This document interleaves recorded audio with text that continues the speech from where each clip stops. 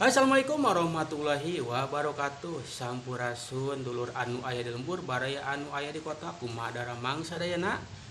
Jumpa lagi bersama channel saya.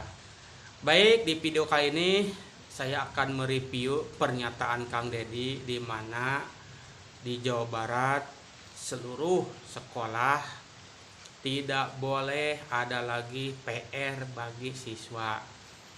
Nah, sebenarnya ini saya kurang sependapat ya.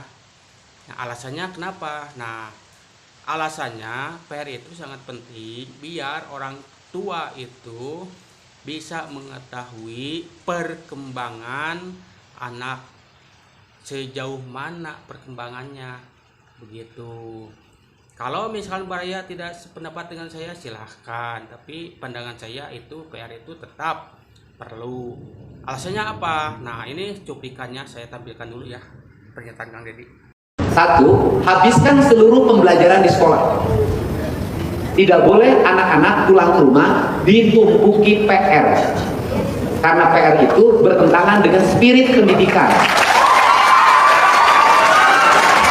Itu yang keplok rombongan males gitu. Judulnya juga pekerjaan rumah. Kalau pekerjaan rumah itu bersihin kamar, itu pekerjaan rumah. Bersihin toilet, itu pekerjaan rumah. Nyuci itu pekerjaan rumah, setrika pekerjaan rumah, masak pekerjaan rumah, ngasih makan sapi pekerjaan rumah, ngasih makan ayam pekerjaan rumah, ngasih makan ikan pekerjaan rumah, itu pekerjaan rumah. Tapi kalau dari sekolah dibawa ke rumah, itu bukan pekerjaan rumah, itu pekerjaan sekolah. Nah, itu pandangan Kang Deddy bahwa PR itu, pekerjaan rumah itu ngasih pakan ikan, mere jukut doma, masak, terus nyetrika, itu pekerjaan rumah betul. Tapi dalam kondisi saat ini banyak siswa yang belum bisa membaca. Ini paling riskan itu SD. Sebenarnya saya sependapat anak jangan terlalu dibebankan dengan PR. Ya, saya sependapat. Tapi kalau dihilangkan juga itu saya tetap tidak sependapat, terutama SD. Nah, kenapa perlu ada PR? Karena biar orang tua bisa memantau tumbuh kembang anak. Apakah anak sudah bisa membaca? Apakah anak sudah bisa menulis? Apakah anak bisa berhitung? Nah, itu orang tua mendampingi, karena kalau mengandalkan saja di sekolah itu tidak cukup, waktunya terbatas. Apalagi sekarang tidak ada sistem tidak naik kelas. Jadi kadang sekolah juga bingung, tidak ada sistem tidak naik kelas, tidak bisa harus dinaikkan. Sementara ini ada beberapa anak yang memang belum tuntas belajarnya, terutama dalam hal membaca. Dulu zaman saya ada sistem tidak naik kelas, selama belum bisa membaca terus aja tinggal kelas, tahu tidak naik kelas. Nah, sekarang itu tidak ada. Kalau misalkan orang tersebut atau anak belum menguasai baca tulis hitung terusan naik, akan berdampak nanti sudah SMP, yang repot guru SMP. Guru SMP sudah bukan waktunya lagi mengajarkan baca tulis hitung, karena itu sudah ada di tingkat dasar. Makanya untuk SD ini saya yang disoroti aja SD ya, yang paling dasar.